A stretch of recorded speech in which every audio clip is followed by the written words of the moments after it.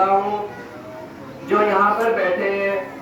وہ بھی اپنے بچوں کو انگلش ہندی عربی کے ساتھ ساتھ ہندی انگلش کی بھی تعلیم دیں، اور جو یہاں پر نہیں ہے آپ ان کو بتائیں کہ ہمارے گاؤں میں انگلش میڈیم اسکول شروع ہو گیا ہے۔ اگر کہیں میری آواز مدرسے کے باہر گاؤں میں بھی جا رہی ہے، میں اپنے سبھی گاؤں کے لوگوں سے گزارش کرتا ہوں کہ اپنے بچوں کو تعلیم کی طرف توجہ دیں۔ بہت بہت شکر گزار ہوں اپنے بڑوں کا، مولانا محمد فیضان، مولانا عبدالخالق، قاری محمد ساجد صاحب، ان کے جو مدرسے ہیں ہمیں حالات کے ساتھ ساتھ تعلیم دی،